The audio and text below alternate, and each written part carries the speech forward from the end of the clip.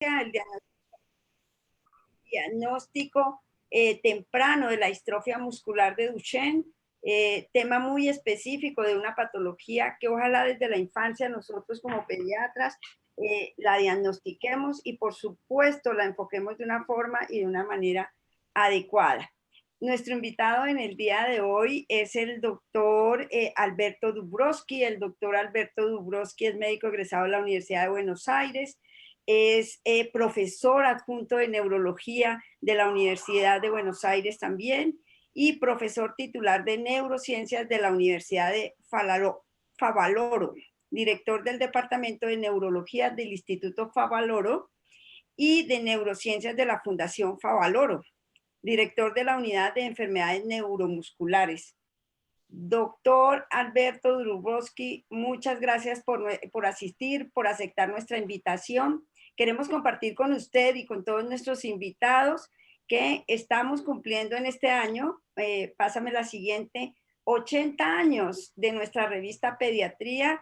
Es la revista de carácter científico de la Sociedad Colombiana de Pediatría Regional Bogotá, en la cual pues todos los trabajos de investigación, todos los proyectos, todos los pósters, todo lo que se hable de la ciencia y acerca de las enfermedades y la salud de los niños, tienen la oportunidad de ser publicados y de tener un conocimiento hacia nuestros asociados.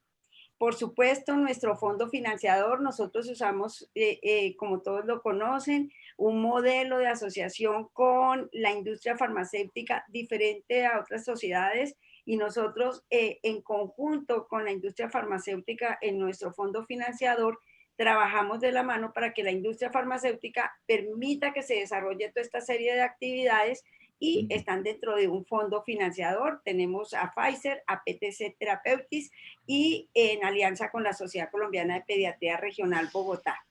Y entonces, sin más, doctor Dubrovsky, lo invito a que nos comparta todo ese conocimiento que usted tiene acerca del diagnóstico temprano de la enfermedad de Duchenne. Bienvenido, doctor Dubrovsky. Bueno, yo les agradezco muchísimo la invitación. Siempre es un placer compartir con Colombia, especialmente, mire, si es uno de los lugares que uno ha viajado mucho por todo el planeta, pero uno de los lugares que así como le comentaba recién que me quedé sin café y que tendría que volver a pasar a comprar un poco de Juan Valdés por allí, uno de los lugares en donde uno, por lo menos yo, siempre quiero volver es a Colombia, así que para mí es un gusto. Como dicen los carteles, ahí siempre digo que es el peligro que te quieras quedar, ¿no? Y eso dicen los carteles en el aeropuerto, y yo digo que es verdad. Colombia la tengo muy incorporada, digamos. Así que es un gusto. Muchas gracias, doctor Dubrovsky. También un saludo especial de la doctora María Isabel Luche, nuestra presidente regional. No está presente, pero no tiene la posibilidad del micrófono, pero ya le mandé un saludo. Desde Doctor. ya, muchísimas gracias, muchísimas gracias. Bueno, yo les voy a contar un poco, y los voy a llenar de responsabilidades, digo, hoy, espere que se me escapó esta de responsabilidad, digo, porque, bueno, los pediatras tienen una enorme responsabilidad en el diagnóstico de las enfermedades neuromusculares en la infancia, que son ciertamente muchas, y ahora vamos a tener una idea de cuántas son en general. Y entonces quiero destacar esto, ahora ya la distrofia de Duchenne ya dejó de ser una enfermedad solo pediátrica, como hablábamos recién, ahora tenemos adultos con Duchenne, por suerte, y bueno, conflictos de interés. Y un poco para definir, cuando hablamos de enfermedades neuromusculares, estamos hablando de enfermedades que afectan las neuronas motoras, los nervios periféricos, las fibras musculares o la unión neuromuscular, así para dar ejemplos enfermedades de motoneurona, perdón, estamos yendo, enfermedades de motoneurona, tenemos la atrofia muscular espinal, ¿sí? O enfermedades de los nervios periféricos, neuropatías, ya sea adquiridas hereditarias. En la unión neuromuscular tenemos la miastenia y síndromes miasténicos, y dentro de las fibras musculares, por ejemplo, el grupo de las distrofias musculares. En cuanto a los signos y modos de presentación de las enfermedades neuromusculares, hay variado, ¿no? No podemos detenernos a detallarnos en cada uno de ellos, pero ciertamente en la infancia la hipotonía en el primer año de vida y la debilidad muscular después son los signos cardinales, a pesar de que síntomas y signos cardinales, pero puede haber muchísimos más. Y bueno, después tendremos que ver si la debilidad es distal, proximal, si afecta a los pares craneanos, si es fluctuante o no lo es. Y sobre todo tener mucho en cuenta que esta debilidad muscular o pérdida de la fuerza, y justamente es una de las llaves diagnósticas en los pacientes con distrofia de Duchenne, afecta la función. Cuando hablamos de la función, hablamos de la manera en que el chico corre, que camina, si salta o no salta, cómo sube las escaleras, etc. Ahora vamos a ver ejemplos concretos en video. Ahora, si hablamos de cuántas enfermedades neuromusculares existen, fíjense, en la tabla con la que nos manejamos nosotros, que nos dedicamos a este hobby de las enfermedades neuromusculares, fíjense que en este momento ya las enfermedades neuromusculares suman 1079, según la última tabla de enfermedades neuromusculares, que están divididas en estas 16 categorías. El año pasado eran 1042, hoy pasaron a 1079 y seguramente son muchas más porque se van sumando semana a semana nuevos locus genéticos. Ya está identificado 600 y pico de genes involucrados en enfermedades neuromusculares, y hoy, como saben ustedes, el diagnóstico es fundamentalmente, digamos, se documenta desde el punto de vista genético con test moleculares, ¿no? El grupo de distrofias musculares es digamos, es uno de los 16 grupos en el que se ve que dividimos esto para estudiarlas un poquito mejor. Pero distrofias musculares hay muchas. Duchenne es tan solo una de ellas, ciertamente es la más frecuente y a la que hay que estar muy alerta porque además tiene tratamiento y cada vez, como vamos a ver, estamos más cerca de un tratamiento, digamos, curativo, ¿sí?, de la enfermedad. Entonces, en la infancia, si uno dice, bueno, ¿cuáles son los motivos de consulta más frecuentes en enfermedades neuromusculares en la infancia que los van a consultar a los pediatras?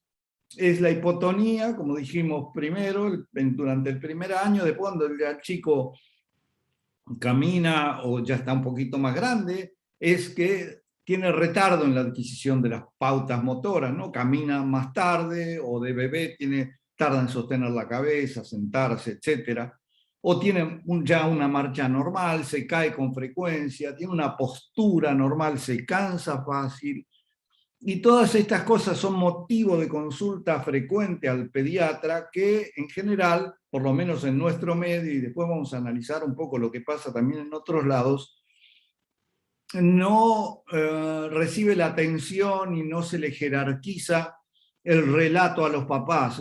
Hay una tendencia a desestimar muchas de estas cosas que los papás relatan, y vamos a ver algunos ejemplos.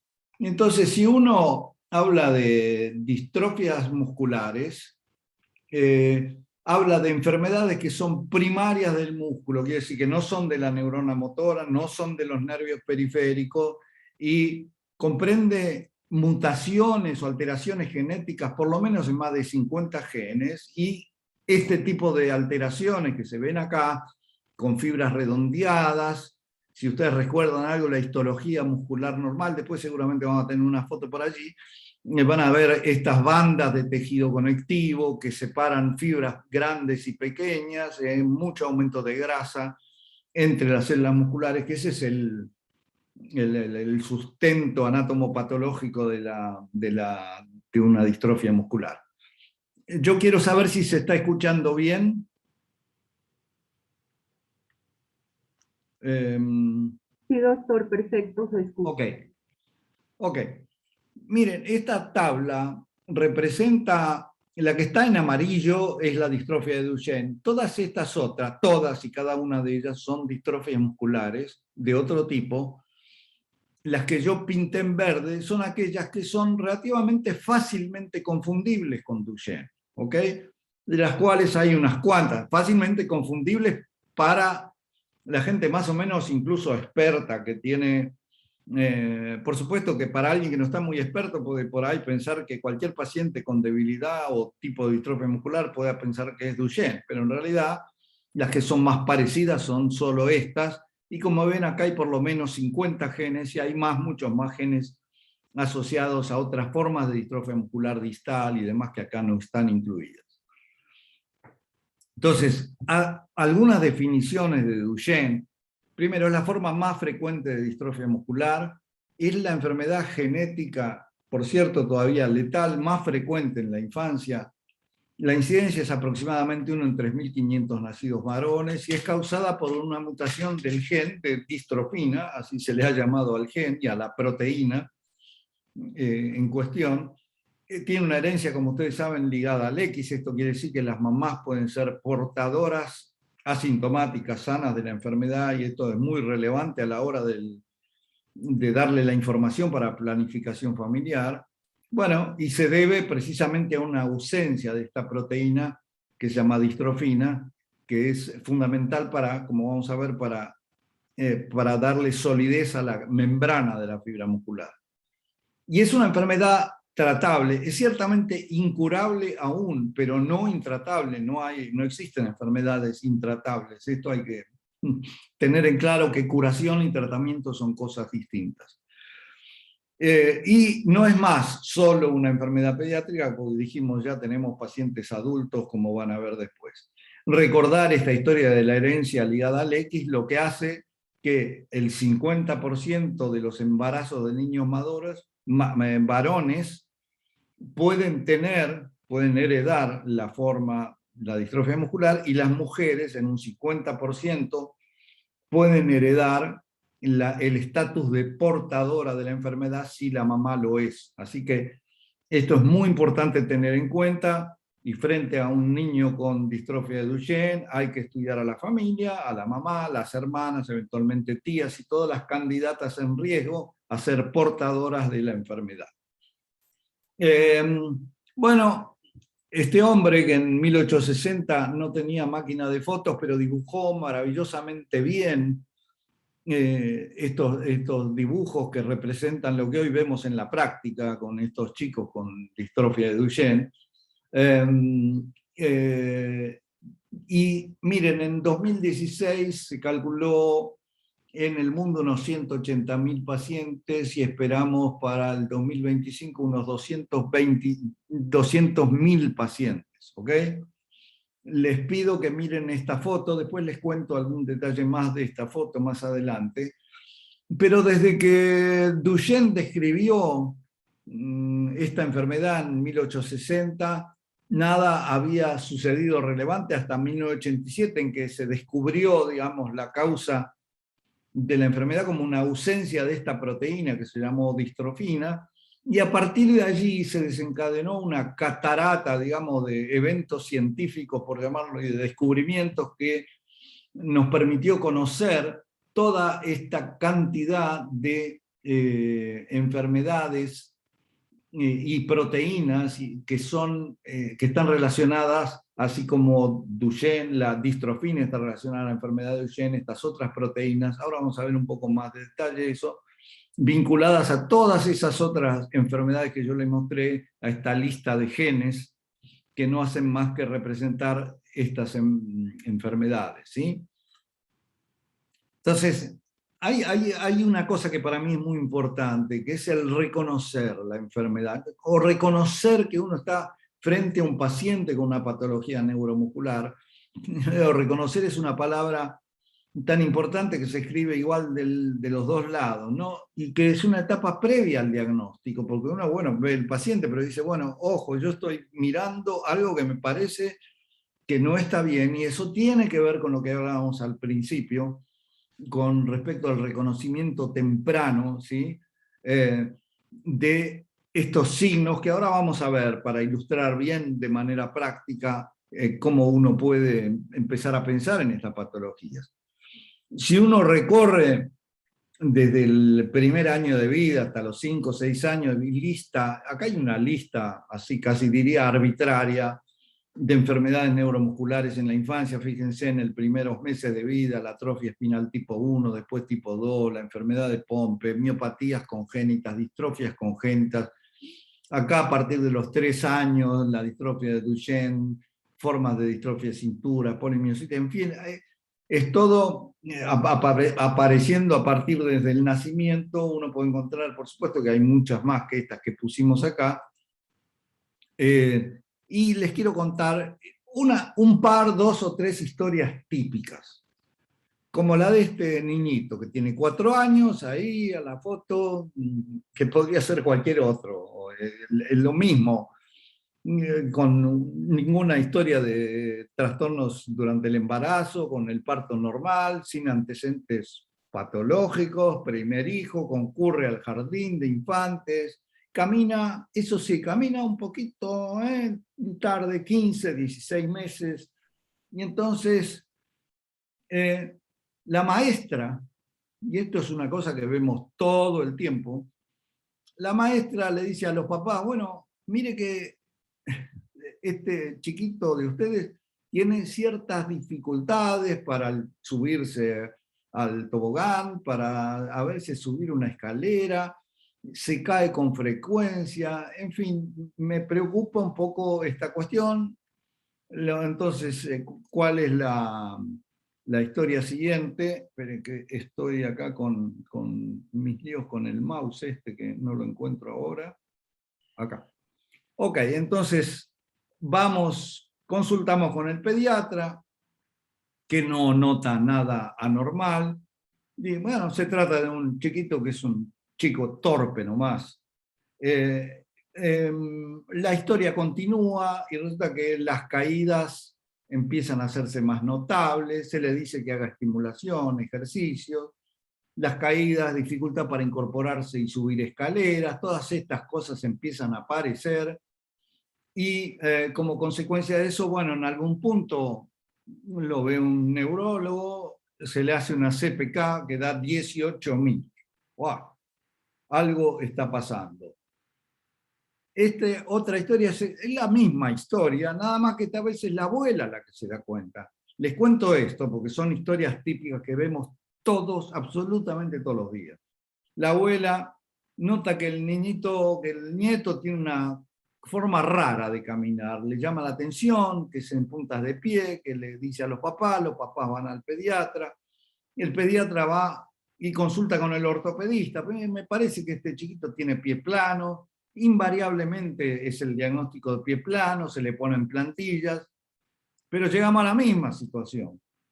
La cosa empeora, el chico empieza a caerse, a tener dificultad a subir escaleras, CPK, en este caso 10.000, se hace el test genético y resulta que tienen Duchenne, y llegamos a los 4 años y resulta que mamá ya está embarazada otra vez. Estas historias absolutamente típicas. Nosotros tenemos más de 1.200 pacientes en nuestra base de datos Duchenne, hace 40 años que escuchamos estas historias, por eso le digo que esto es otra forma de presentación habitual, también bastante característica, típica. También, hijo único, no hay problema, no hay antecedentes, ahí lo vemos, cómo se incorpora con alguna dificultad, ahí donde ahora vemos,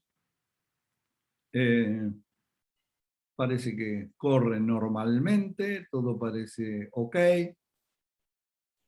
El chiquito tiene unos días de fiebre, una adenopatía, entonces se hace un laboratorio de rutina que incluye, por supuesto, un hepatograma, y en el hepatograma las enzimas hepáticas están muy elevadas.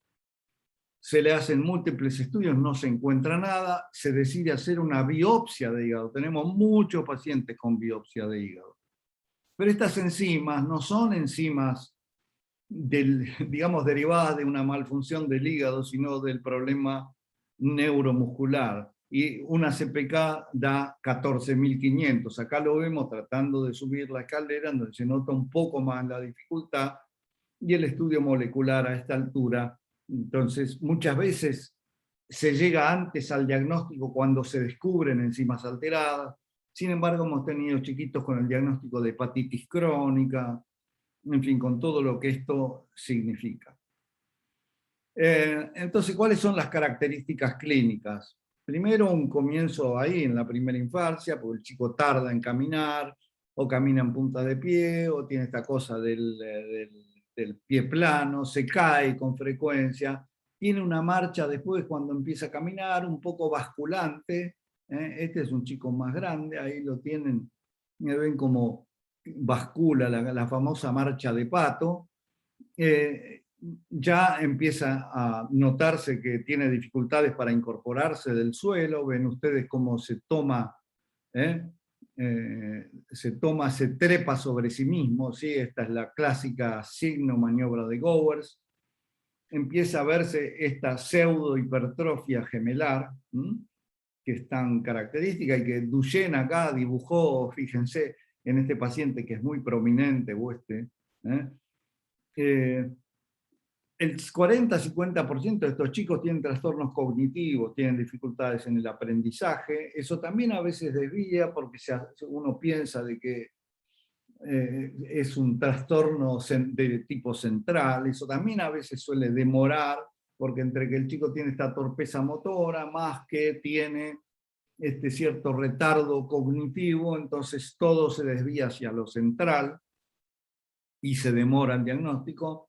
Estos pacientes pueden desarrollar una cardiomiopatía que puede ser muy severa, matarlos directamente. Por eso, una parte muy importante en el seguimiento es el tratamiento de la cardiomiopatía si se presenta, que se presenta en algún punto.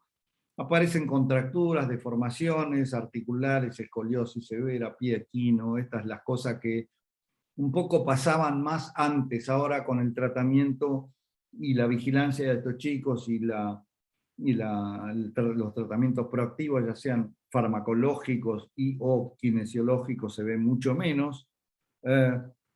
Por supuesto que la debilidad llega a los músculos respiratorios y toda esta cuestión se acompaña de CPK muy alta. Ojo, muy alta. Cuando digo muy alta son miles de unidades. Un chico que uno ve con esta característica le hace una CPK y le da 1000, aunque sea muy alta, no, algo está mal. O no tiene Duchenne o el laboratorio se equivocó. Un Duchenne en estos estadios que yo les acabo de mostrar tempranos son CPK que tienen que estar en varios miles de unidades. Bueno, ¿qué hay de este gen de la distrofina? Bueno, primero es el gen humano más grande que hay, codifica la distrofina, tiene 2.4 millones de bases de pares, y es un gen que tiene 79 exones, y que muta, es decir, que tiene cambios cuando está dañado, que pueden generar una forma severa de Duchenne, como los pacientitos que vieron ustedes, o la forma más leve, que es la distrofia muscular de Becker. Y eso depende del tipo de mutación. Y no les quiero complicar un poco la vida, pero depende de si la mutación está dentro del marco de lectura o fuera del marco de lectura.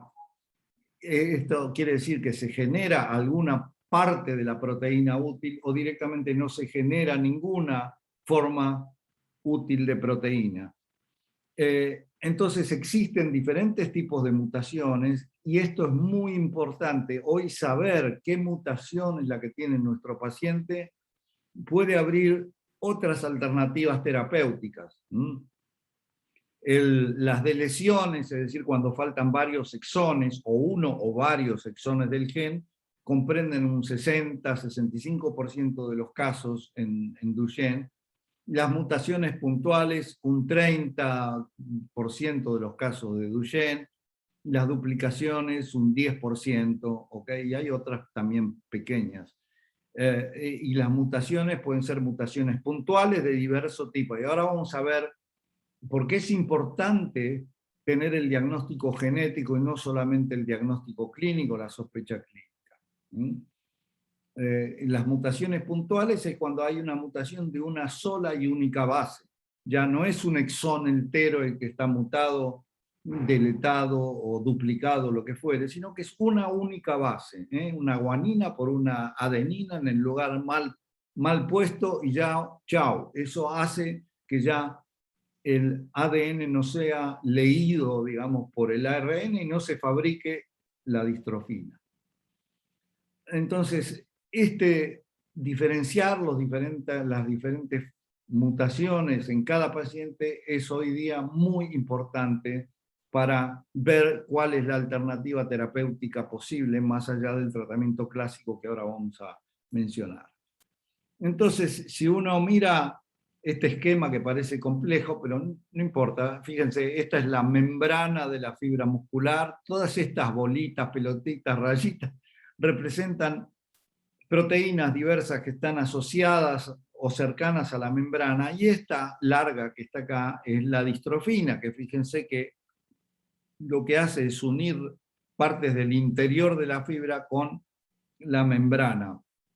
Y esta distrofina actúa como un verdadero amortiguador, que es este que les puse acá, que impide que la membrana se rompa cuando se contrae la fibra muscular.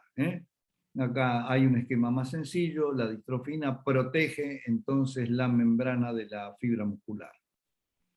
¿Qué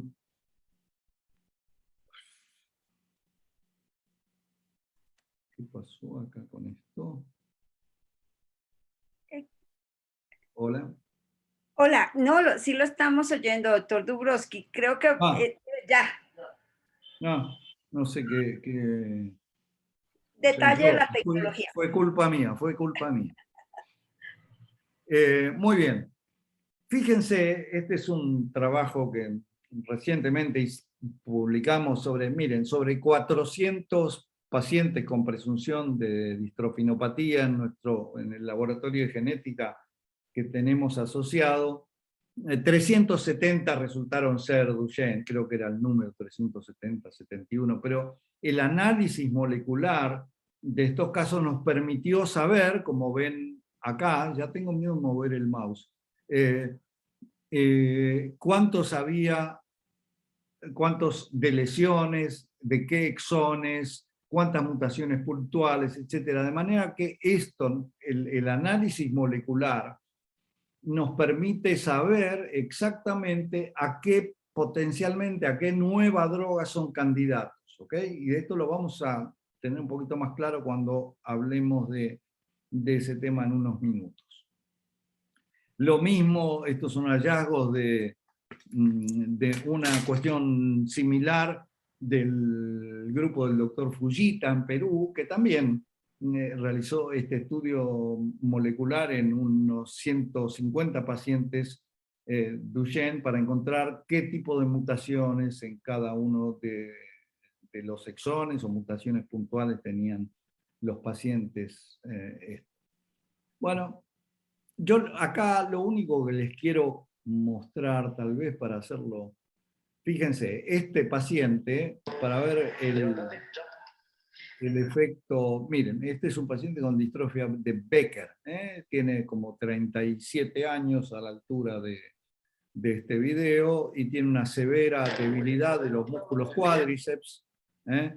También fíjense que tiene esta pseudohipertrofia gemelar y este es un poco el otro aspecto, que ya es un chiquito que con unos 6 años ya tiene mucha dificultad para incorporarse del suelo, ¿de acuerdo?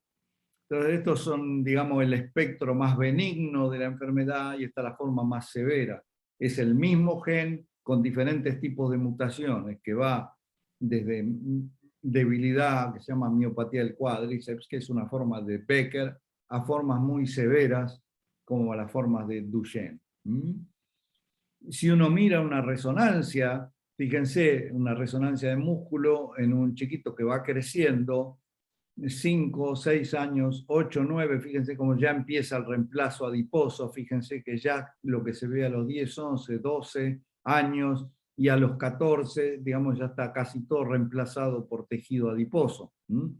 Por eso, digamos, sin mediar tratamiento, estos pacientes dejan de caminar aproximadamente, lo clásico es entre los 10, 11 años. ¿Sí?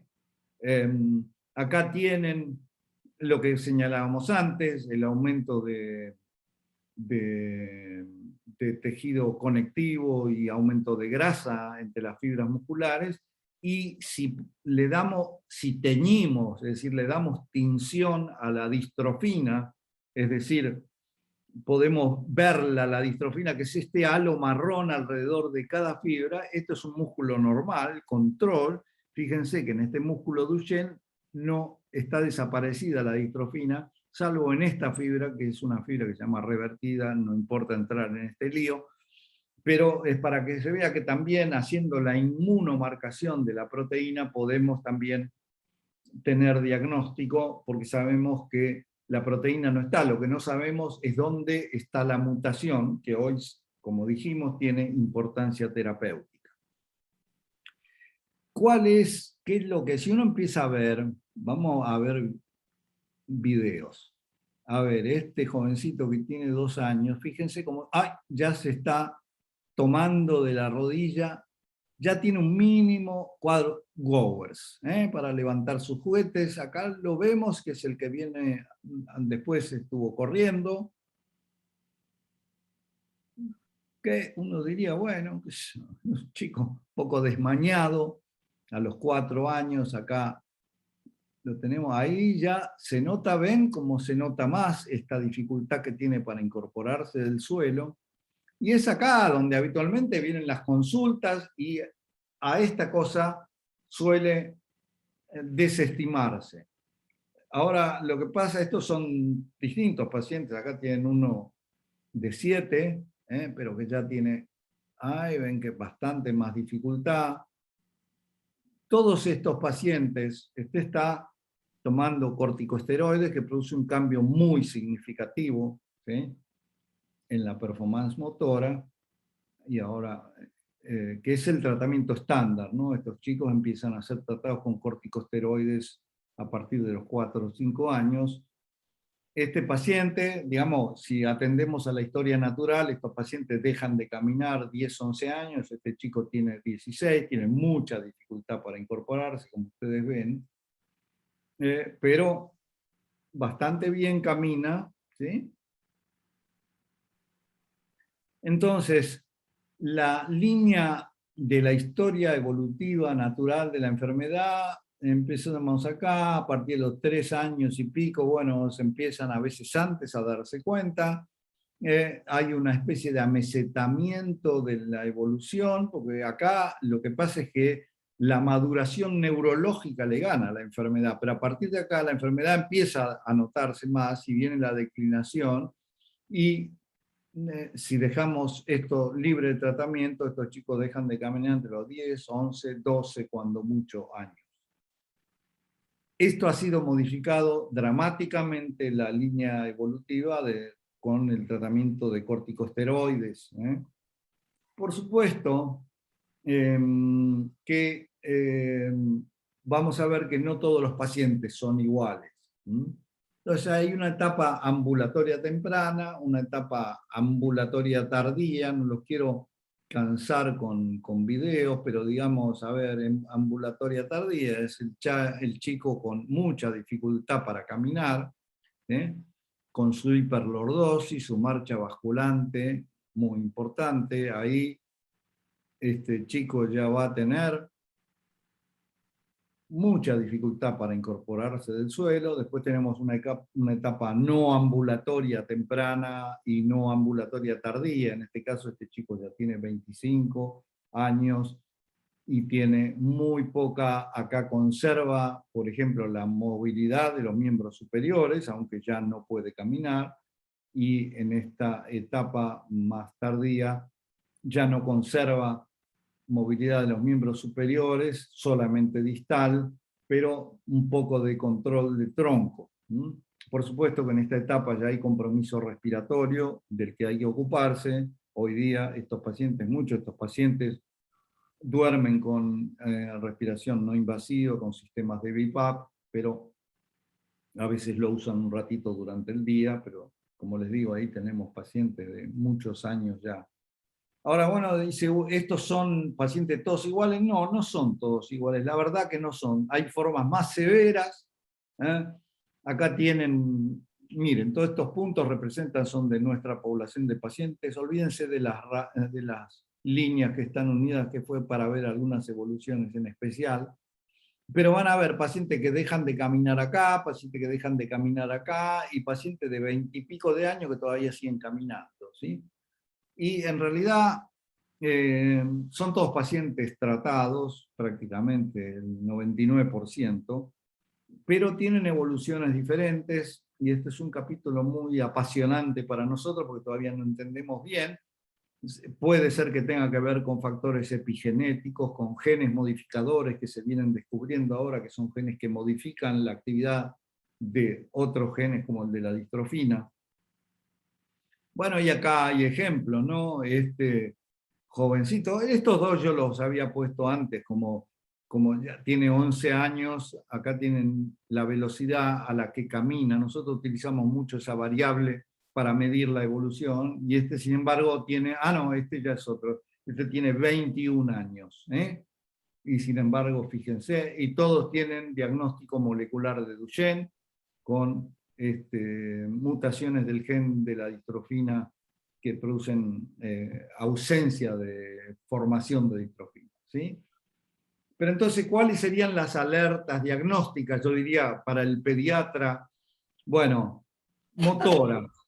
¿Hola? ¿Se oye? Sí, señor. Ok, motoras. Retraso en la adquisición de pautas motoras. El chico camina más tarde, se cae con frecuencia, tiene esta cosa, dificultad para incorporarse, se cae con frecuencia. Este signo de Gowers que ustedes vieron, se autoescala sobre sí mismo, ojo, los pies planos, y que camina un poquito con la marcha basculante, o camina muchas veces en punta de pie, dificultad en subir la escalera. Claro, el asunto uno dice, bueno, ¿cuánto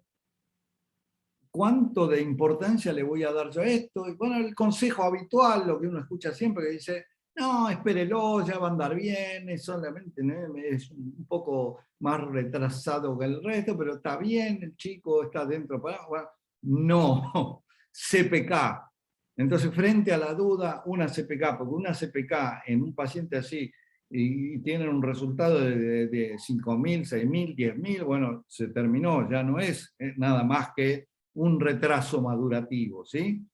Dificultad para correr, calambres, muchas veces estos chicos tienen calambres en las pantorrillas, pautas no motoras de alarma, ojo, trastornos en la conducta, retraso cognitivo y en el aprendizaje, retraso en el lenguaje sobre todo, ¿sí? Y bueno, a veces el hallazgo de laboratorio, como comentamos antes, a veces el aumento de transaminasa, que no se encuentra una explicación, ojo, pedir una CPK. Entonces hay un algoritmo diagnóstico que uno dice, bueno, ¿qué hago entonces con un chico que yo sospecho que puede llegar a tener una distrofia muscular? La primera cosa es pedir la CPK. Si la CPK está elevada, pero digo, niveles consistentes, es una cosa, y si está en normal, es otra cosa. Ojo que hay muchos errores, a veces muy tontos en los laboratorios, en la determinación de la CPK. Por eso digo, los niveles de CPK sí importan. No es lo mismo 500, 600, 800 que 14.000. No es lo mismo. Existen muchas enfermedades que tienen 600, 800, 1000, 1200 de CPK, pero en esa edad de los 4, 5, 6 años, bueno, uno espera en Duchenne niveles de CPK de los miles y miles. Entonces, bueno, si la CPK está elevada, lo mejor es pasar directamente al estudio genético, que lo que se hace es una técnica que se llama MLPA, que permite detectar de lesiones y duplicaciones que son, digamos, acá se van el 60-70% del tipo de mutaciones que tiene el gen de Duchenne. Y si es negativo, bueno, si la CPK es normal, bueno, hay que considerar otros diagnósticos, hay que hacer otro tipo de test genéticos, eventualmente la biopsia muscular. Ustedes ven que ahora la biopsia muscular ya no es nuestra primera herramienta diagnóstica como lo era hace pocos años. Hoy directamente la primera herramienta diagnóstica es el test molecular, que es el MLPA. Si es positivo, estaríamos confirmando el diagnóstico. Si es negativo, bueno, habrá que proceder a la secuenciación, porque acordémonos que el MLPA cubre el, digamos, 60% de las mutaciones que son de lesiones, pero si hay una mutación puntual, necesitamos secuenciar el gen. Eso es leer absolutamente todo el gen, eso es hoy es una técnica de rutina, y entonces podemos detectar mutaciones puntuales que además, de vuelta, digo, esto tiene importancia terapéutica porque existen terapéuticas distintas para estas diferentes formas de mutación. Entonces, bueno, si la secuenciación nos muestra una mutación puntual, habremos confirmado el diagnóstico. En cambio, si es negativa, deberemos de vuelta pensar en otros diagnósticos que no son Duchenne. Bueno, esta vamos a pasar. Fíjense, les quiero contar este paciente, por ejemplo, 7 años, torpeza motora, dificultad para subir escaleras, correr, CPK 6000. Vamos a verlo. Andate para allá. Camina.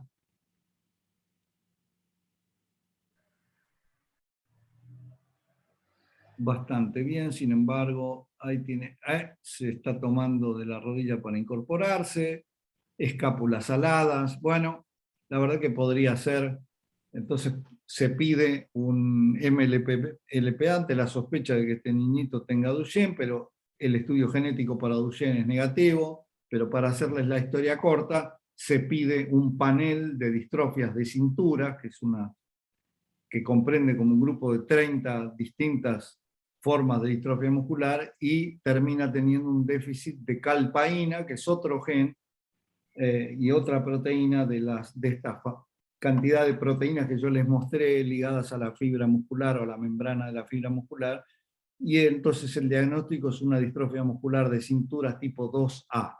2 porque es recesiva, y A porque, bueno, esa fue la letra que le tocó, y en realidad es una de las formas más frecuentes de distrofia de cinturas. Un poco, porque quiero con esto poner en claro de que hay que estudiar a los chicos desde el punto de vista molecular, empezar por el algoritmo pero después seguir con los otros si esto no da. Acá estos en realidad todos parecen Duchenne, tienen pseudohipertrofia, tienen esta hiperlordosis, todos tienen esa marcha basculante, la pseudohipertrofia gemelar, todos la tienen, la CPK elevada, pero veamos, en este caso ponemos el ejemplo de la inmunomarcación. Fíjense, este paciente tiene ausencia de distrofina, ¿sí? Esto se confirma el diagnóstico de Duchenne. Este también ausencia de distrofina, pero este en realidad tiene su distrofina normal, pero tiene ausencia de esta otra proteína que es el delta sarcoglicano, que es una de esas proteínas de la membrana, y que es igualito a un Duchenne, pero sin embargo es otra cosa, se llamamos una sarcoglicanopatía o una forma de distrofia de cinturas, distinta de la diapositiva anterior, que era un déficit de calpaína, ¿no? Esta es una distrofia muscular de cintura, aquella que vieron era 2A, esta es 2F. ¿Ok? Ahora les cuento, esta es una cosa que estuvimos haciendo y que ahora estamos ampliando, que es tomamos un grupo de 70 familias o 70 casos de distrofia de Duchenne, hicimos un relevamiento de el patient journey, el viaje del paciente hacia el diagnóstico. Bueno, les voy a contar las cosas más relevantes. A ver, vamos ahí. El 82% de los médicos, que yo no quiero que se enojen conmigo, pero son pediatras a los que se consultó, desestimaron toda la cosa que los papás consultaban, cuando los papás iban con esta historia de que el chico se caía, o esto, lo otro, toda esta historia que les conté. En el 82% se desestimó, se dijo, bueno, vamos a esperarlo un poquito, y solo un pequeño porcentaje de pacientes fue derivado para estudio. Y la otra cosa, ¿quién notó los primeros signos? Bueno, la madre o el padre o los abuelos. Y se consultó en el 77% de los casos, hicieron la consulta con el pediatra, a veces con el ortopedista, pero el 82% de los médicos subestimaron la clínica. ¿Cuál es la edad, el tiempo al diagnóstico? En general, estos son datos tomados de publicaciones. En este trabajo llegamos a la conclusión, por lo menos acá en nuestro medio, con estas 70 familias, ahora lo estamos ampliando a más de 250 familias, el promedio al diagnóstico era 4.4 años, que es demasiado, ¿eh? Cuando los primeros síntomas se fueron notados a los 2.7 años. En Alemania, por ejemplo, a los 2.4, y el promedio al diagnóstico definitivo, 3.8 años. En Brasil, fíjense, 6.6 años, casi 7 años. Tenemos datos de Colombia de 9 años, datos publicados. Seguramente ahora debe ser menos el promedio, pero esto es casi cuando dejan de caminar. En Estados Unidos tenemos parecido a lo que estamos teniendo acá, pero fíjense que varía. Acá tenemos Polonia. Estos son todos datos donde pudimos haber recabado datos de publicaciones de tiempos al diagnóstico. Por supuesto que en la medida que pasa el tiempo y hay más awareness de esto, y hay más difusión de estas cosas como la que estamos haciendo ahora, la edad baja, indudablemente baja. Entonces, ¿cuál es esta importancia del diagnóstico temprano? Primero, información genética, ¿no? Del modo de herencia de la familia, que puedan hacer una planificación familiar, tomar las primeras medidas kinesiológicas, evitar retrasar complicaciones, prevenir sobrepeso, que es algo fundamental en estos pacientes, iniciar el tratamiento farmacológico. Ahora les digo 2 palabras porque se nos estamos quedando el tiempo, aunque empezamos un poco más tarde, pero iniciar tratamiento farmacológico. Tenemos tiempo, doctor Dubrovsky. Sí, no me quiero pasar de rosca, como decimos acá. Tenemos que empezar tratamiento farmacológico en el momento apropiado, que es cuanto antes mejor, ¿no? También podemos, en la medida que ingresemos y tengamos un diagnóstico más temprano, le damos oportunidades a entrar a estudios clínicos. Hay muchos trials con drogas que pueden resultar como no. Por supuesto que evitar gastos, estudios, intervenciones innecesarias. Toda vez que hay un diagnóstico o que no hay un diagnóstico, se piensa en cualquier cosa y se hacen macanas. Por ejemplo, ponerles plantillas, operarle los pies, en fin, 20.000 cosas que uno está acostumbrado a ver, que realmente son iatrogénicas a la larga, ¿no? ¿Qué pasa con los tratamientos farmacológicos? Bueno, podemos dividirlo conceptualmente en tratamientos que tienden a compensar el déficit de distrofina, la falta de esta proteína, que es la que produce la ruptura de la fibra muscular y la degeneración muscular, o medicamentos que son los más modernos, biológicos, derivados de los conocimientos genéticos, medicamentos que apunten a restaurar la distrofina, de los cuales hay varios aprobados de modo condicional, pero están aprobados por el FDA y otras agencias. De aquellos que se probaron, todo lo que están ahí y muchos más, que orientados a compensar la consecuencia del déficit, evidentemente el único que funciona y muy bien, y ha sido un avance extraordinario en el tratamiento de estos pacientes, son los corticosteroides. Destinados a restaurar la distrofina, todos aprobados en los últimos. El Ataluren, que fue el primero, que se aprobó en 2016, si mal no recuerdo, y ahora les cuento un poco de qué se trata. Después vino Leteplirsen, Golodilsen, Vitolarsen, todos nombres bien sencillos para que uno se los acuerde. Vinieron en estos últimos meses, un par de años y par de meses atrás. Y hay un pipeline de drogas en desarrollo muy grande que, bueno. Así que ahora nuestras expectativas de ver el amanecer en esta enfermedad son realmente muy importantes. Ahora ya, acá ¿ustedes me siguen escuchando? Sí, señor, no se preocupe, lo estamos escuchando. Sí, porque lo que yo no puedo es pasar mi diapositiva. No me obedece esta máquina. A ver. Vamos a ver acá. Ahí sí. Muy bien. Hablamos de los corticosteroides en Duchenne. ¿Cuáles son los que se usan? Deflazacort, sobre todo, que es el más efectivo, que tiene menos efectos secundarios y más efectividad, o la prednisona, ¿sí? Parece que este es hoy en día el tratamiento estándar. Todos los pacientes, independientemente del tipo de mutación, deben recibir corticosteroides, o por lo menos se les debe ofrecer. ¿Cuándo empezar? Tempranamente, idealmente antes de que empiece el periodo de declinación. Empezamos en realidad alrededor de los 4 o 5 años y lo seguimos siempre, no importa que el paciente dejó de caminar o no dejó de caminar. Cuando dejó de caminar tiene muchos músculos que todavía responden, sobre todo músculos respiratorios, los músculos de miembros superiores, etc. Por supuesto que requieren control clínico, seguimiento, ¿no? Con escala de fuerza-función, yo les mostré, cronometramos la velocidad de marcha, cronometramos, por ejemplo, el tiempo que tardan en incorporarse del suelo, esto nos sirve, son escalas que nos configuramos, scores y escalas que nos permiten monitorear la evolución del paciente, ¿sí? Los corticosteroides, como les dije, bueno, ya integran las guías de tratamiento y están, digamos, aceptados universalmente como el tratamiento estándar de la enfermedad. Por supuesto que requiere control y cuidados. Si ustedes... estoy torpe hoy con mi mouse.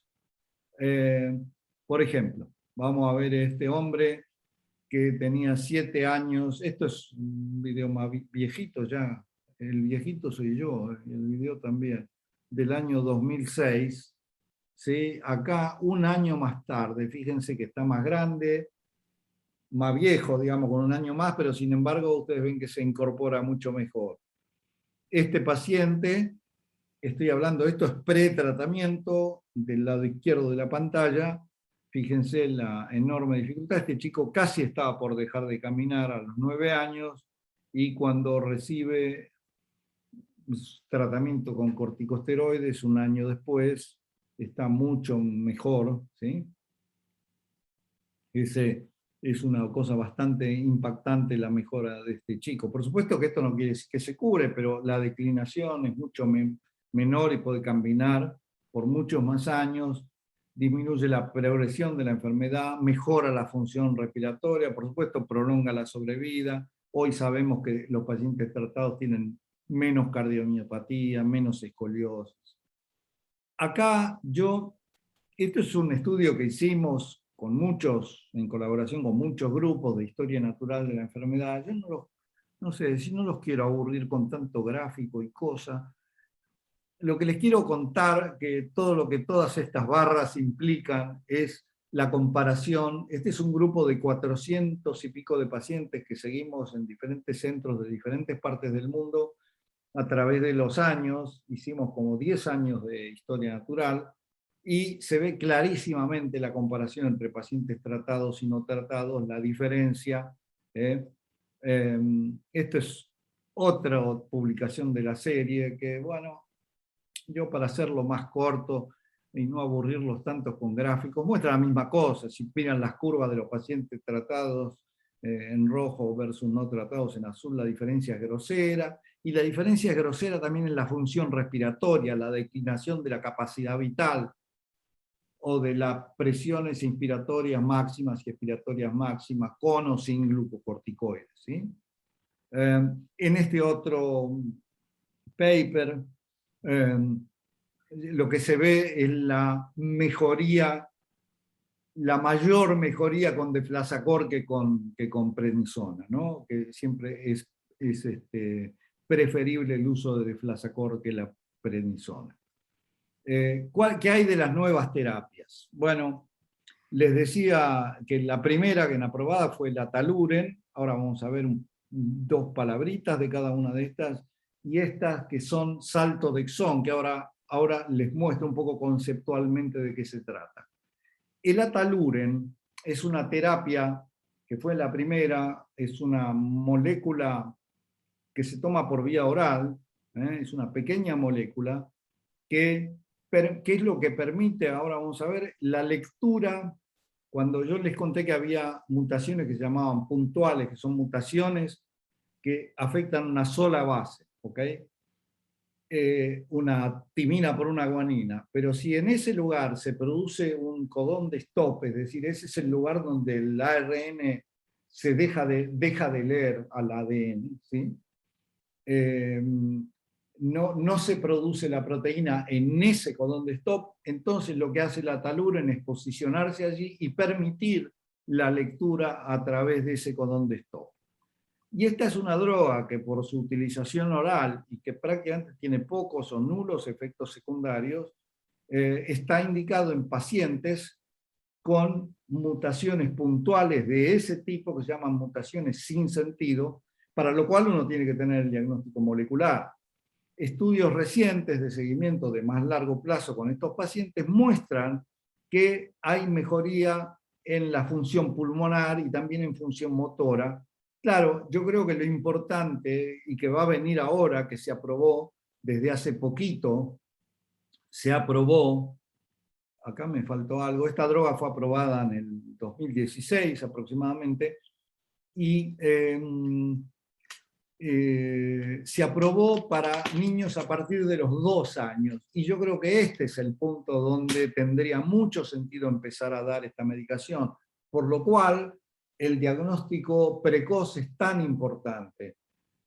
Claro, uno le tiene miedo a los corticosteroides, porque indudablemente que tienen efectos secundarios que hay que monitorear y demás, pero si uno pudiera contar con terapias que uno puede empezar antes como esta,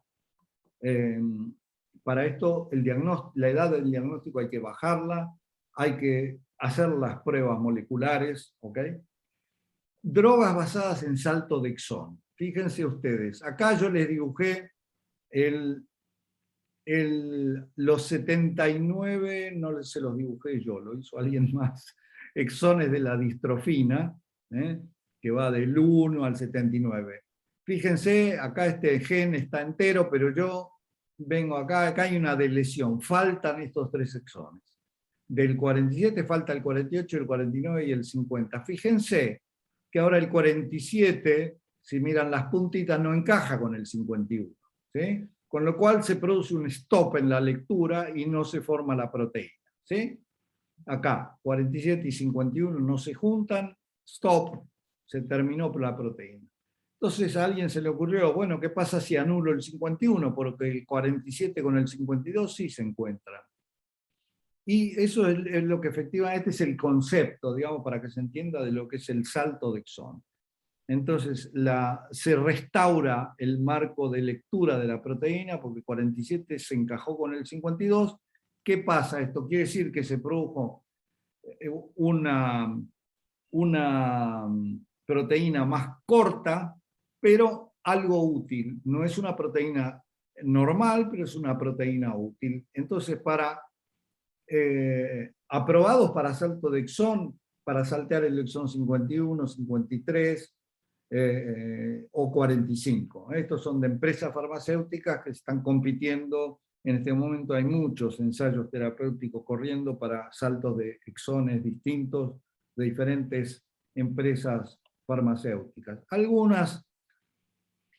Todas estas drogas han sido aprobadas de modo condicional, porque a la FDA no le resultó del todo convincente, porque o el número de pacientes fue bajo, o la efectividad creen que fue demostrada en algunos aspectos, pero en otros. Así que de todas estas drogas están corriendo ahora nuevos ensayos, pero están disponibles comercialmente y esperamos que confirmen las bondades que parecieron confirmar en los primeros estudios. Acá hay del Golodirsen. No les quiero contar de cada una de ellas, esta fue aprobada hace también muy poquito. Lo que es bastante impactante, que bueno, les puedo mostrar ahora en otra, el Vitolarsen, también fue recientemente aprobado, fíjense, en agosto, hace justo un año, y ahora el Casimersen hace muy poquito, cuestión de meses, en febrero de este año. Pero, bueno, la gran cosa que todos soñamos, algún día podremos reemplazar este gen, se podrá, bueno, yo se lo cambio el gen. Bueno, ustedes saben que cambiar el gen o curar con genes ya lo estamos haciendo con la atrofia espinal, con el Werning-Hoffmann, esto que mataba a los niños sí o sí antes del año, y hoy tenemos chicos tratados ya desde hace algunos años, los primeros tratados que caminan, iban a la escuela con atrofia espinal tipo 1. ¿Sí? Ya existe la terapia génica para atrofia espinal y otras terapias muy avanzadas también, así que también creo que vamos a tener en breve terapia génica para Duchenne. Y estos son los primeros datos contundentes en tal sentido. Este es el primer trabajo científico publicado en donde se trataron pacientes, bueno, acá me falta un pedazo de diapositivo. Acá es donde, fíjense, si lo ven de cerca, fíjense, acá se ve más. En este paciente acá hay inmunofluorescencia para distrofina en esta biopsia. Acá es negativa antes de iniciar el tratamiento, y fíjense cómo todas las fibras se llenaron de distrofina con la inyección de un minigen. Este es un minigen vehiculizado a través de un vector viral, que es este que está acá, que es tan complicado, un adenovirus asociado a una microdistrofina, que es un gen que en lugar de tener 79 exones, tiene muy poquitos genes, tiene muy poquitos exones, pero es efectivo en cuanto a la capacidad de conectar la distrofina con el interior de la fibra muscular.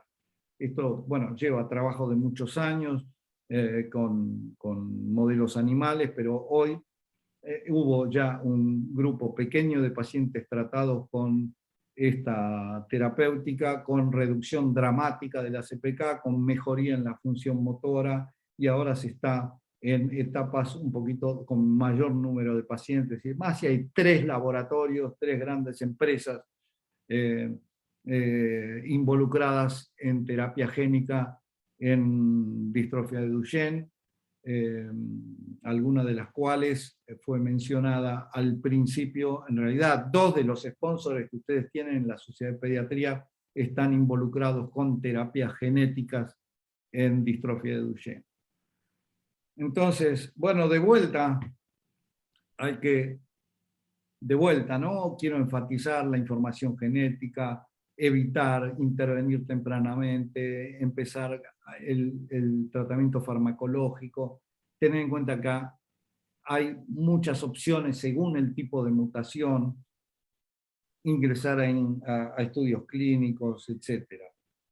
Y bueno, lo último que les quería contar, que bueno, hoy ya, ¿se acuerdan de la primera foto? Yo les dije, vean estos chiquitos, bueno, son estos 3 grandotes de ahora, de 42, 32, 37 años al momento de la foto, todos trabajando y con sus computadoras y haciendo vidas útiles.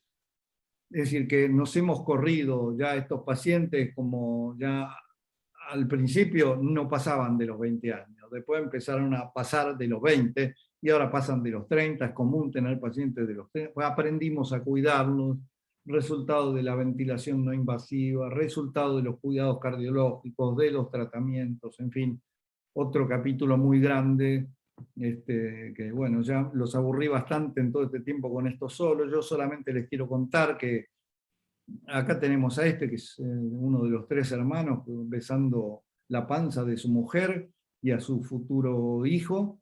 este que se está recibiendo de abogado, ¿sí? Los muchachos que les mostré antes, este que ya está con su chiquita acá estuvo con una infección respiratoria, por eso hubo que traqueostomizarlo, pero después por suerte lo pudimos extubar y que continuara eventualmente con BiPAP. Acá tienen otro, papá Duchenne, que estuvo en esta reunión que yo le comentaba a la doctora, una reunión de... Estos son mis perros, opinan, así que yo siempre los dejo que opinen de neurología mientras yo hablo.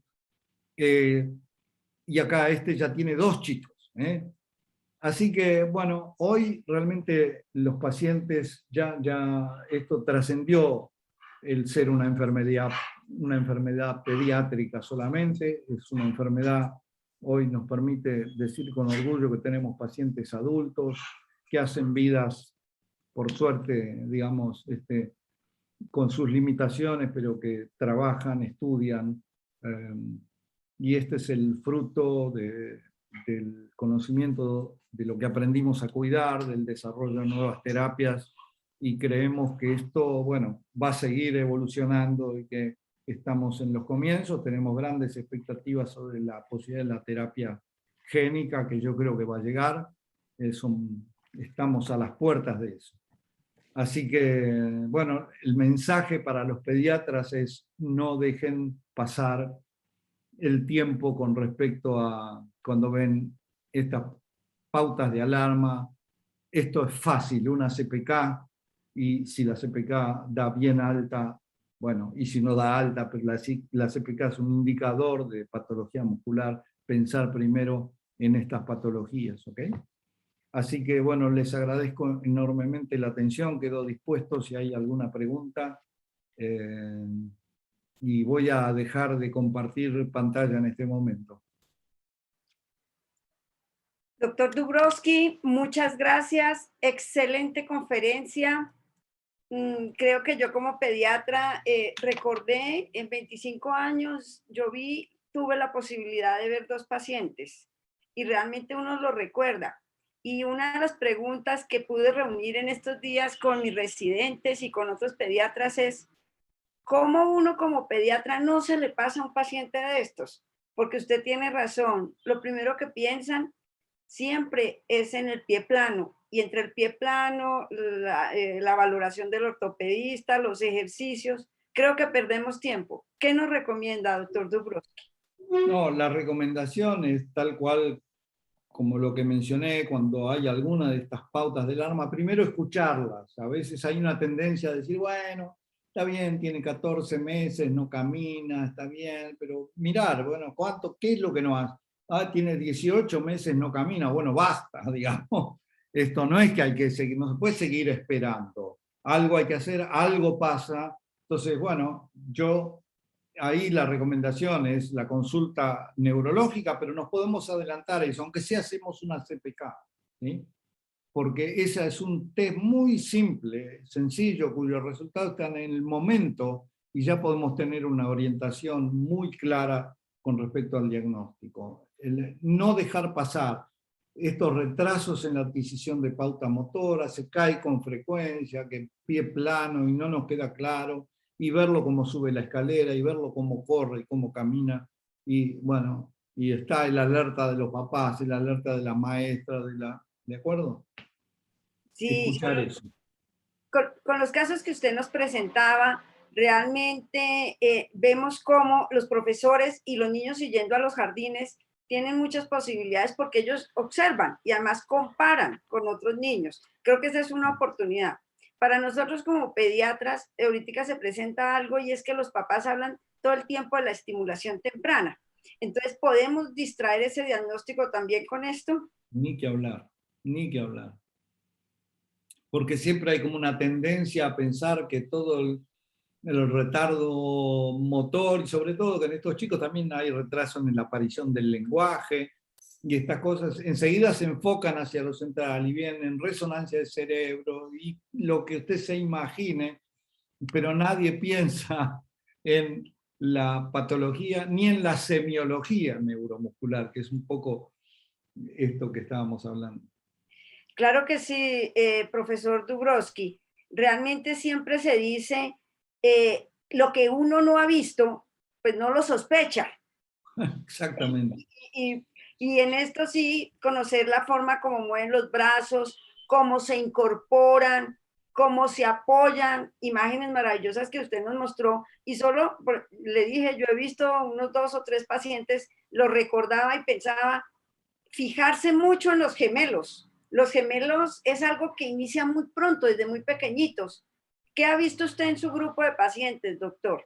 Así es una regla, qué sé yo, general de este asunto de las pantorrillas, uno las toca y tienen una consistencia gomosa. Es como si uno apretara una pelotita de goma. A veces están así de grandes como en estos, algunos de estos que yo mostré, pero otras veces no es tan evidente a la observación, pero cuando uno toca, está ese aspecto gomoso, esa sensación media gomosa que, bueno, uno ya la tiene muy incorporada, pero eso es como yo digo, si a mí me hacen palpar un hígado, créame que puede tener el hígado por la rodilla, yo no lo voy a palpar, porque ya he perdido toda habilidad y práctica en palpar un hígado, pero seguramente me dé cuenta si hay algo anormal tocando una pantorrilla. Así que uno tampoco puede pedir a alguien que no tiene el entrenamiento de hacerlo que lo haga, pero sí estas pautas motoras que señalábamos, no cuesta nada hacer un simple test de CPK y no necesitamos afinar tanto la semiología, ¿no? Los niños muchas veces llegan por dolor en miembros inferiores, por dolor en las piernas. La mamá sí le dice a uno que algo está pasando, pero como usted dice, de pronto nos podemos distraer en varios exámenes. De pronto no se examina la marcha porque no hacer el examen físico completo es grave. La marcha aquí es importantísima. ¿Qué nos recomienda, doctor? No, y a veces es sutil, a veces no son cosas muy evidentes. Cuanto más chiquito el niño, es más sutil. Una vez ustedes vieron estos videos en donde él se levanta, se agacha a buscar un juguete y cuando se levanta es apenas que apoyó la mano sobre la rodilla. Eso no lo hacen los niños normales. Cuando tienen alguna debilidad ya empieza esta maniobra de autoescalarse. Otra cosa es que se le puede pedir saltar. Estos niños no saltan. Cuando digo saltar, es despegar los 2 pies del piso. No lo logran hacer. No saltan, y esta es otra de las cosas que parece que saltan, pero no saltan. Y bueno, esas son herramientas de la semiología en ese grupo de edad que tiene que ver con la semiología neurológica o motora, y que por supuesto no tienen por qué estar, a veces el pediatra que hace y se ocupa de tantas patologías, por eso yo insisto que a veces de la mejor cosa y más fácil es una CPK, ¿sí? Por supuesto que hay otras patologías, ojo, que ahí existen patologías neuromusculares que pueden cursar con CPK normal. De hecho, por ejemplo, en formas de atrofia espinal, que en algún punto se pueden parecer a estos pacientitos, pueden tener CPK baja o miopatías congénitas o tantas. Ustedes vieron que hoy ya contamos distrofias musculares, hay más de 100, y si empezamos a contar otras patologías que se llaman miopatías congénitas y demás, el número aumenta todavía. Pero toda vez que se vea un trastorno de este tipo motor, empezar por eso y después derivar al especialista. Hoy en día, enfermedades neuromusculares es una subespecialidad dentro de la neurología, no es ni siquiera un área que manejen los neurólogos generales.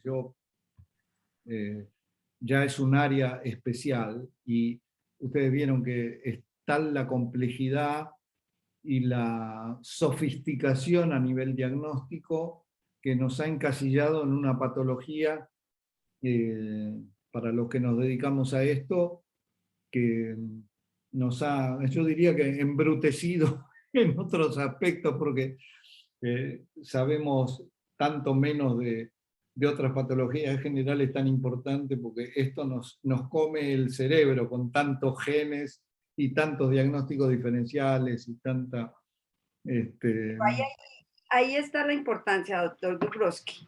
Nosotros como pediatras debemos ser los médicos que podemos enmarcar y sospechar. Y es, como usted lo dijo, estos eventos académicos son los que nos dicen y nos dan pautas, nos dan guías, nos hacen la sospecha. Y por eso hacer un buen examen físico, una historia completa. Las abuelas, las mamás ahora están de pronto más ocupadas, no tienen tiempo de fijarse tanto en esos cambios. Las abuelas, y usted mostró varios casos donde las abuelas eran las que decían, esa marcha la veo rara, eso lo veo raro. Entonces, sigue siendo la historia clínica el principal factor para el diagnóstico. Ni que hablar que a esa altura del partido es lo más importante y es con lo que van los papás a consultar al médico pediatra. A mí lo vengo a ver porque mi hijo tiene algunas cosas que no, yo lo veo correr con otros chicos y siempre llega al último, y lo veo que se cae 2x3, se está cayendo, y le veo que no se para con facilidad, ¿ok? Porque bueno, ¿qué pasa? Que ya vamos al año y medio y todavía no se sostiene bien, no camina, ¿ok? Entonces ahí la recomendación es no esperar, empezar con los test o hacer la derivación hacia el neuropediatra, el mejor especialista o dedicado a enfermedades neuromusculares. Doctor Dubrovsky, usted nos decía que con los adelantos en toda la terapia de medicamentos, pues unos muy recientes, 2016, realmente muy cercanos, ¿se logra mejoría cuando el paciente ya tiene varios años? En su charla usted nos comentaba eso, del niño que mejoró posterior cuando ya tenía importante alteración y logró mejoras. ¿Logra esto? Sí, con los corticoides eso es muy evidente, ¿sí? El chico, de pacientes ya más grandes que vienen sin tratamiento, cuando uno los empieza a tratar, inmediatamente repuntan un poquito y se estabilizan. Por supuesto que después declinan más lentamente, pero hay una estabilización y luego una declinación más lenta. Con estos nuevos medicamentos más genéticos, como los que les mostré al final, en realidad necesitamos que pase más tiempo para ver qué pasa con estos niños. Los estudios sobre los cuales se basa la aprobación de estos fueron hechos con relativamente pocos pacientes que mostraron respuesta positiva, pero nunca de la magnitud de los corticosteroides. Pero en este caso se trata no de suplantar los corticoides por el nuevo medicamento, sino de adicionarlos. ¿Ok? Es decir, que el paciente que está recibiendo corticosteroides y tiene, por ejemplo, es candidato para el Ataluren, no es que le va a dejar los corticoides y va a empezar a tomar Ataluren, se le agrega el Ataluren a los corticosteroides. Muy bien. Y en esta nueva terapia génica con los exones, mire que ya empezamos a hablar de todo esto que es tan interesante y es como engañar a las proteínas, engañar a las secuencias y hacer creer en varias de las enfermedades huérfanas. Se está trabajando en ese punto. Exacto. ¿Qué resultados hasta la fecha podemos tener? Bueno, como le decía, las mejoras que se ven en los estudios con estas terapias de salto de exón, que son terapias que de estos 3 o 4 que ya han sido aprobadas, en los estudios que se hacen con una cantidad limitada de pacientes se ha visto una mejoría. Nunca es tan dramática como la que uno ve con los corticosteroides, que es muy notable, ¿sí? En cuanto a que atenúan la evolución. Todavía falta ver ese más largo plazo, a ver qué verdaderamente, cuál es el impacto de estas terapias en el más largo plazo. Y lo que yo creo que seguramente estas terapias lo que tiene que pasar es que se implementen mucho antes. Por eso hay que bajar la edad diagnóstica, para darle, poder darle la posibilidad a estas terapias de empezar a actuar, ni bien se haga el diagnóstico. y eso todavía falta, pero por eso es muy importante bajar la edad diagnóstica. Pero bueno, estas terapias están disponibles, no en todos los países, en nuestros países están, y se pueden indicar, ¿no? Gracias, doctor Dubrowski. Claramente, como ocurren muchas cosas en medicina, tenemos que hacer un trabajo conjunto, un diagnóstico oportuno, un diagnóstico temprano, un manejo adecuado. Usted nos daba unas recomendaciones que es muy importante que también las tengamos en cuenta. El manejo del peso, las dietas, el ejercicio, todo que debemos indicarle a los niños. Una medicación. Sí, no es solamente la medicación. Perdón, mis perros son a los que están escuchando, ¿sí? No es solamente la medicación, son otras medidas, son los cuidados cardiológicos, es la kinesioterapia, las elongaciones, evitar la aparición de deformaciones a través de medidas kinesiológicas, cuidados respiratorios cuando llega el momento, cuándo empezar con ejercicios respiratorios, cuándo empezar con ventilación no invasiva, en fin, el cuidado arranca desde el cero hasta a estos muchachos que tienen 40 años, en donde hay que también tener cuidado con otras cosas nuevas que aparecen, que es, por ejemplo, el trastorno gastrointestinal, la dificultad evacuatoria, cosas que antes no teníamos tanto en cuenta y que ahora que no se presentaban en los chicos, ahora se presentan en los grandes, ¿sí? Así que hemos aprendido a lo largo del tiempo qué cosas cuidar, la salud ósea, que es tan importante, porque estos chicos ya tienen una osteopenia de por sí vinculada a su enfermedad, y a lo que se agrega los corticosteroides que producen más osteopenia, hay que cuidar los huesos, el calcio, la vitamina D, en fin, es todo un universo de cuestiones que hay que cuidar en estos pacientes, pero gracias a estos cuidados es que ahora llegamos a estos resultados de tener pacientes ya de 40 años. De todas maneras, tratamientos como los corticoides y lo que nos comentaba ahorita asociados a los trastornos gastrointestinales les van sumando afectaciones a los pacientes. Absolutamente también, por eso es que requieren de controles relativamente frecuentes, no es una cosa que uno puede dar esto y decir, bueno, véngame a ver cuando tenga ganas. No, nosotros vemos a estos pacientes por lo menos 3 veces al año, tratamos de que se cumpla eso, por lo menos. Una recomendación que el doctor Dubrowski a nosotros como pediatras nos haría para que podamos tener un diagnóstico más oportuno, un seguimiento de estos pacientes, ¿qué nos diría que como sociedad científica debemos hacer? Bueno, yo creo que la sola cuestión de empezar a recordar, digamos, que pasen por delante nuestro estos pacientes, en refrescarnos de que estas patologías existen, están ahí, que se nos pueden haber pasado por delante sin que nos demos cuenta, y que hoy en día tenemos que tener mucho cuidado, porque antes decía, bueno, es lo mismo, no, me saco la culpa porque igual yo no podía hacer gran cosa. Hoy no es así, hoy tengo que parar las antenas porque paciente que se me pasa y que pierdo tiempo en iniciar la terapia, le estoy quitando oportunidades. Y esto es un poco lo que creo que tiene que empezar a pasar. Y la interacción y la consulta más rápida y el no esperar. Y más vale pecar por exceso, que no es tanto exceso, que es un laboratorio, una CPK o una consulta con el neurólogo infantil. Con eso dejaremos el alma más tranquila de que si hay algo que se nos escapó, no lo vamos a dejar pasar tan rápido.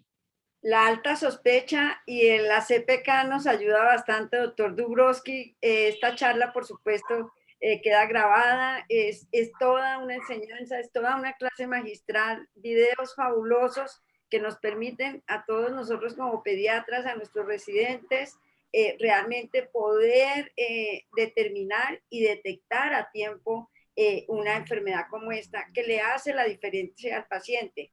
Quedamos un poquito preocupados con que en Colombia nuestra edad de diagnóstico sea los 9.5 años. Ojalá logremos mejor oportunidad en próximos estudios, en próximas revisiones.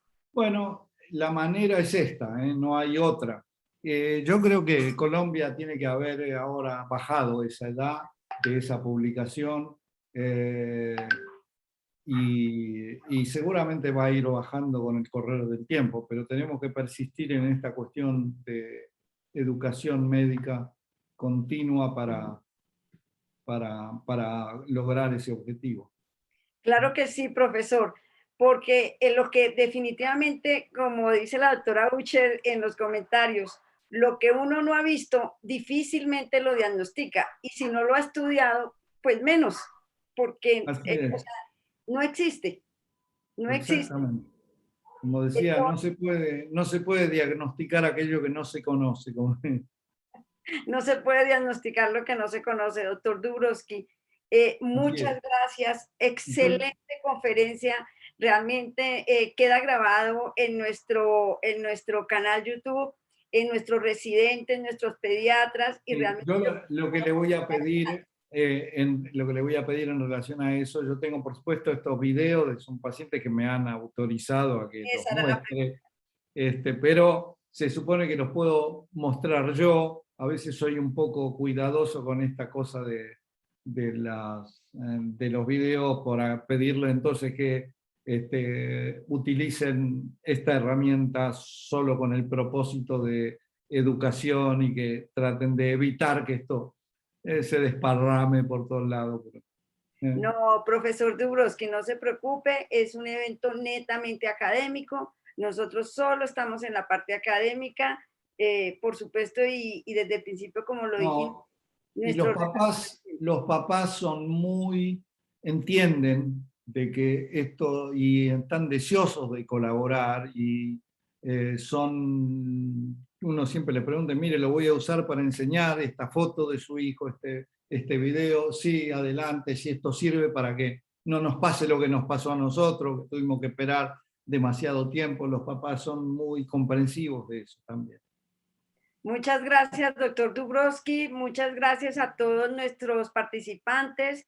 Creo que conferencias como este nos recuerdan que la semiología, la historia clínica, el examen físico siguen siendo nuestro pilar en el trabajo como pediatras. Y por supuesto, tenemos que estudiar las patologías que son poco frecuentes, pero que impactan tanto a nuestros pacientes.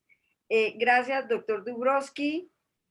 Vamos a invitarlo en próximas conferencias porque realmente este tema es apasionante y seguramente que vamos a seguir trabajando en ello. Va a María ser, Elena, va a ser dígame. un gusto y ojalá que la próxima la hagamos en Cartagena de verdad. Ah, por supuesto, doctor. Él le encanta Colombia y con mucho café, con mucho café. Con mucho café, así es. Muchas gracias, doctor Dubrowski. Gracias a ustedes, muchas gracias. A usted. Vamos a invitar a todos nuestros pediatras. Doctor Dubrowski, usted también está fuertemente invitado la semana entrante, el 17, el 17 y 18 de septiembre, esta semana, no es la semana entrante, sino esta semana, el 17 y 18 de septiembre, tenemos un trabajo muy bonito que es el rol de los pediatras en las enfermedades crónicas. Mire que sigue trabajándose mucho todo lo que estamos diciendo. Este es un conversatorio que estamos trabajando con el grupo de residentes de la Universidad Nacional de Colombia, la Sociedad Colombiana de Pediatría, el Hospital de la Misericordia y por supuesto la Universidad Nacional. Entonces están todos cordialmente invitados. Vamos a ver asma, cáncer, dermatitis, obesidad y salud mental. Temas muy importantes de la patología pediátrica y de la salud de nuestros niños. Están todos cordialmente invitados. Muchas Muchísimas gracias. gracias. Muchísimas Una gracias de alegría vuelta. haberlo conocido y haber estado con usted en esta charla. Gracias. Bueno, Gracias a ustedes. los pediatras invitados a la charla. Gracias, buenas noches. Buenas